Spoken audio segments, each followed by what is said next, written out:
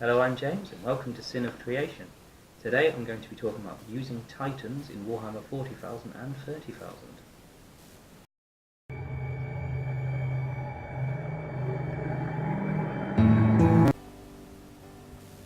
One of the most iconic images in Warhammer 40,000 are the Titans.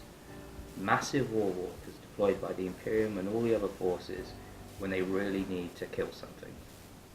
In front of you is a Warhound Titan, the smallest of the Titans. Baby Titan. Their roles in the lore are used as power projection, in this case a scout, or force multipliers. They can also be used in the same role in the games itself. So a bit of background about a Titan. Titans are deployed by the Mechanicum, in the case of Imperial Titans, and are giant walkers slave to the mind of a princeps and a crew, who are literally bound into the machine by mind and control it through their thoughts and actions. So the mind and body of the princeps become the Titan. He thinks of walking, the Titan walks. He thinks of shooting, the Titan shoots. It's pretty cool lore.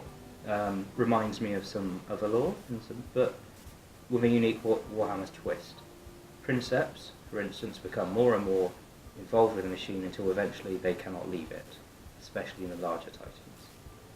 So that's a bit of the background of the Titan and how awesome they are. They're obviously in multiple legions. The one in front of you is Legio Astorium, with its own name, Star Strider. This legion are known for teleport assaults, so let that sink in for a moment, the idea of battle Titans teleporting into battle. Thankfully, that's not a mechanic in the game, because that would be a little bit ridiculous. I'm just going to deep strike the world, don't mind me.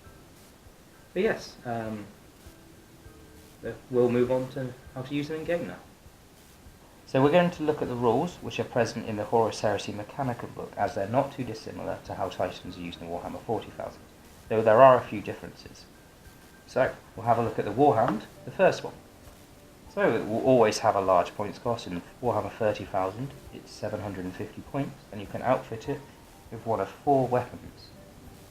Mine is outfitted with a plasma blast gun and a double-barreled turbo laser destructor. So it depends on how many you want to kill really, because every single one of those weapons will deal very well with infantry and vehicles. But particularly if you want an anti-infantry, Vulcan Mega Bolter and a Titan plasma blast gun, or an Inferno gun. If you want anti-vehicle, turbo laser destructor. But anyway, we'll talk a bit about the special rules and its profile. So you look at its profile, it doesn't look that special. Weapon skill 2, ballistic skill 4, strength 10, armor 14, 13, 12, 1 attack and 9 hull points. So it's a Warhound is average. It's pretty good, but that's not why you want it. It's not there to kill. It does it very well, but that's not its point. Its point is it is exceptionally fast. It has the agile special rule, which means that you can, in a shooting phase, you can choose to either fire all weapons as normal, fire a single primary weapon and move an extra d6, or fire no weapons at all and move an extra 2d6. So if you want, you can run this Titan, which is hilarious. So you can use it to get into a better position, perhaps closer to your enemy's deployment zone, and flank them, attacking the delicious rear armor of the Baneblade and possibly totaling it in 2 turns. It's also got void shields, so before it even takes hull point damage, it has 2 void shields at armor value 12, which gives it a safe hit, basically. You destroy it with a glancing hit or a penetrating hit and it collapses, but it regenerates each turn on a d6. On a 5+, it regenerates. Now each Titan can also never be locked in assault. It's immune to the effects of haywire, dangerous terrain and psychic attacks other than witchfire powers, which must attempt to damage it normally. So they're difficult to face, but from experience a Warhound can be focused pretty easily. The best advice to using it in a game is using it as a distraction and to deal with the enemy's bigger threats, because this thing is fast. If you're going against another Titan, possibly a Reaver or even a Warlord, you want to get behind it, because the Warlord will obviously face it, obviously total that, leaving the rest of your force safe for the time being.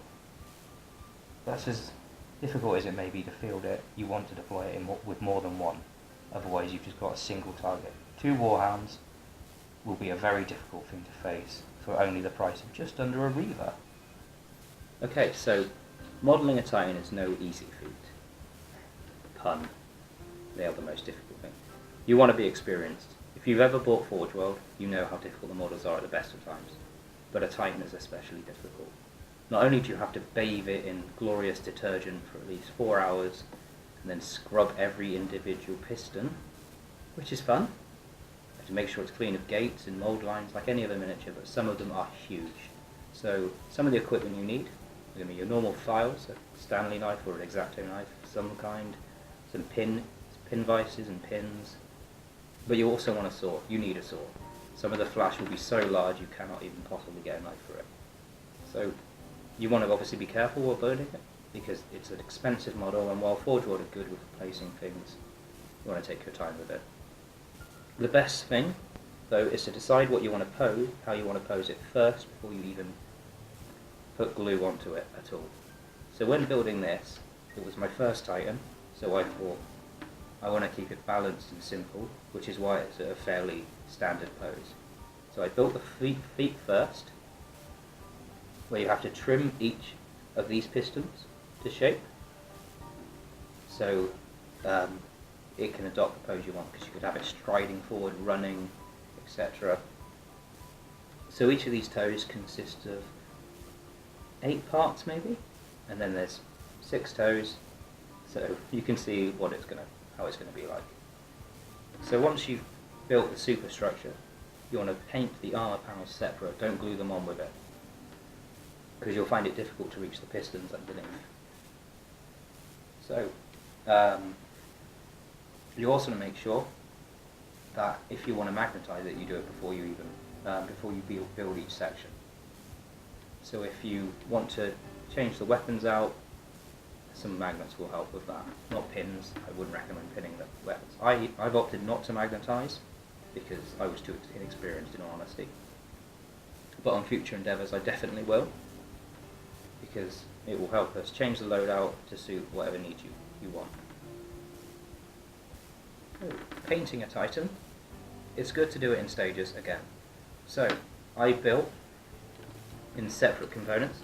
I started with the head, which is pinned, and then the carapace was all separate as well. And I'll put the head back in. So the body is pinned, the head is separate for ease of storage.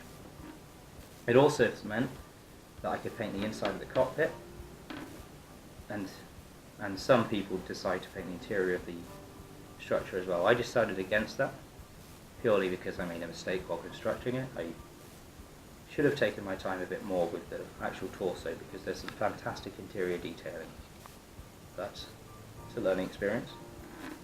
So, when painting it, I'd recommend picking, well, any Legion that suits your need. I went for a classic scheme.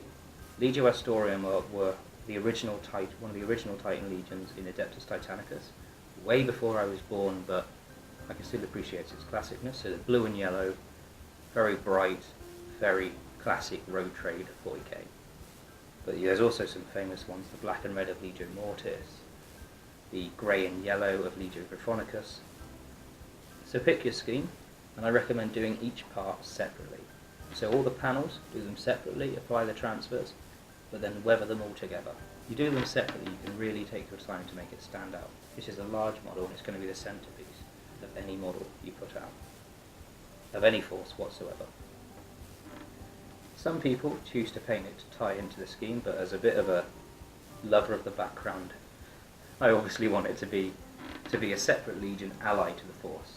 So I would only ever use this with the Imperium or Loyalists in Horus Heresy or Warhammer 40,000, because I'm that kind of player. I prefer narrative.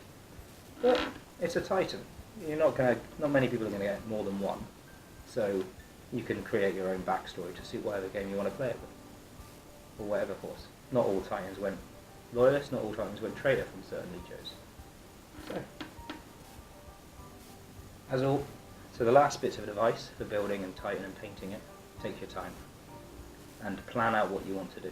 Make sure it's washed and cleaned before you even touch it with glue, and just plan and then plan again, and pin everything. Because I had a horror moment where it fell off a shelf, and if it wasn't pinned, the damage would have been so much worse. So I said multiple times, my first Titan. So, on Sin of Creation, I will be logging and painting a Warlord Titan, which, as you can see, the gun itself is taller than a Warhound.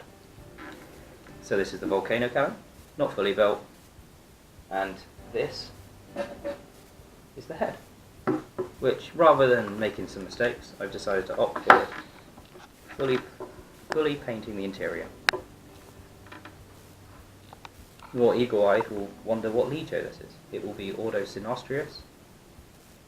That was wrong. Ordo Sinister. Found in Book 7, Inferno.